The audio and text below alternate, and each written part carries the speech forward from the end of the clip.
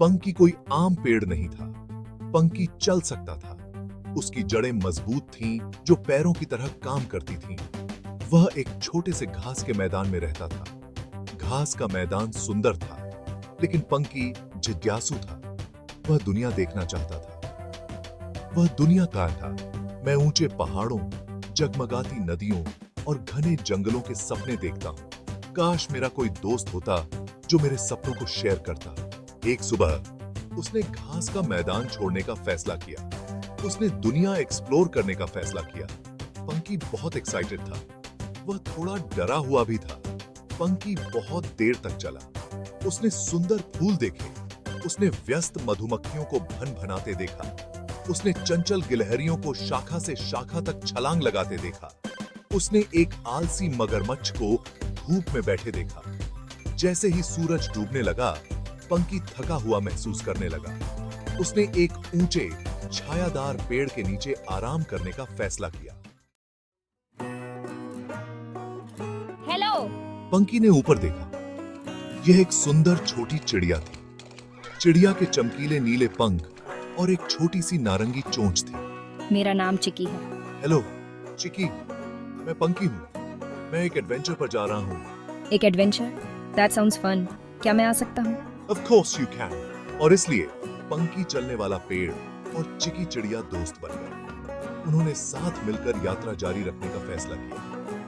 वे नए अनुभवों के लिए तैयार हुए। पंकी चला, चिकी उसके पास हुई।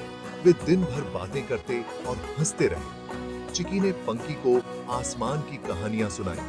पंकी ने चिकी को जंगल की कहानियां सुनाई। वे सबसे अच्छे दोस्त बन गए। पंकी और चिकी कई दिनों तक चले। वे एक चौड़ी बहती हुई नदी के पास पहुंचे। हम इसे कैसे पार करेंगे? डोंट वरी पंकी, मेरे पास एक आइडिया है। चिकी ने नदी के उस पार उड़ान भरी। उसने कुछ दोस्ताना ऊदबिलाव से बात की। ऊदबिलाव एक बांध बना रहे थे। चिकी ने उनसे मदद मांगी। ऊदबिलाव पंकी से प्रभावित होकर मान गए। उन्होंने पंकी को सुरक्षित नदी पार करने में मदद की। इसके बाद वे एक विशाल पर्वत की तलहटी में पहुंचे। यह पहाड़ कितना ऊंचा है। डोंट वरी पंकी, हम इस पर चढ़ सकते हैं। और इसीलिए पंकी और चिकी ने अपनी चढ़ाई शुरू कर दी। पंकी धीरे धीरे खड़ी ढलानों पर चढ़ गया। अपनी मजबूत जड़ों का उपयोग करके पृथ्वी को पकड़ लिया। चिकी आगे उड़ी, रास्ते की तलाशी ली और पंकी को वापस बुलाया। अंत में कई दिनों के बाद वे शीर्ष पर पहुंच गए। उन्होंने नीचे दुनिया को देखा। यह एक ब्रेथ टेकिंग व्यू था। हमने कर दिखाया चिकी। देखो यहाँ से सब कुछ कितना अद्भुत है। ओह पंकी, इट्स ब्यूटीफुल। मुझे बहुत खुशी है कि हमने इसे बनाया। पंकी और चिकी ने खुश और गर्व महसूस किया। उन्होंने अपनी यात्रा जारी रखी। वे फूलों के खेतों से गुजरे। उन्होंने बड़बड़ाते हुए ब्रूक्स को पार किया। उन्होंने पहली बार बर्फ भी देखी। वाओ चिकी, स्नो! मैंने पहले कभी ऐसा कुछ नहीं देखा। It's so cold and fun. We're having the time of our lives, Punky. एक दिन वे एक विशाल और रहस्यमय जंगल के किनारे पर पहुंचे। पेड़ पहले से कहीं अधिक ऊंचे और हरे भरे थे। ये जंगल अलग लगता है। It's exciting, isn't it? Let's explore. और इसलिए पंकी और चिकी ने जंगल में प्रवेश किया।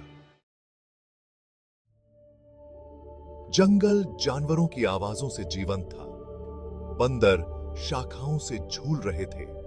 हिरण शांति से समाशोधन में चरते थे। रंग बिरंगे पक्षी सुंदर गीत गाते थे। अचानक जंगल में एक गहरी दहाड़ गूंज उठी। अन्य जानवर डर के मारे भाग गए। पंकी और चिकी भी डरे हुए थे। एक विशाल राजसी शेर उनकी ओर चला। उसके घने अय्याल और भेदी आंखें थीं। यह जंगल का राजा शेरू था। तुम कौन हो? मैं पंकी हूं और यह मेरी दोस्त चिकी है। हम ट्रैवलर्स हैं। हम आपके खूबसूरत जंगल को देखने आए हैं। शेरू ने पंकी को आश्चर्य से देखा। उसने पहले कभी चलने वाला पेड़ नहीं देखा था। वो हंसने लगा। एक चलने वाला पेड़? That's amazing. पंकी को राहत मिली कि शेरू नाराज नहीं था। वह मुस्कुराया। शेरू ने पंकी और चिकी को जंगल में रहने के लिए आमंत्रित किया। वह उनके सभी कारनामों के बारे में सुनना चाहता था। पंकी और चिकी जंगल के सबसे लोकप्रिय निवासी बन गए। पंकी की कहानियां सभी को बहुत पसंद आई। उन्हें चिकी के हंसमुख गीत पसंद थे। दुनिया को देखना बहुत अच्छा है, लेकिन इसे शेयर करने के लिए दोस्तों और परिवार का होना और भी अच्छा है। आई एग्री पंकी। मुझे आपके एडवेंचर्स का हिस्सा बनकर और आपका दोस्त बनकर बहुत खुशी हो रही है। पंकी को पता था कि उसे जंगल में घर मिल गया है, उसे एक परिवार मिल गया था, और वह जानता था कि उसकी यात्राएं उसे जहां भी ले जाएं, वह हमेशा अपने द्वारा बनाए गए दोस्तों को संजो कर रखेगा।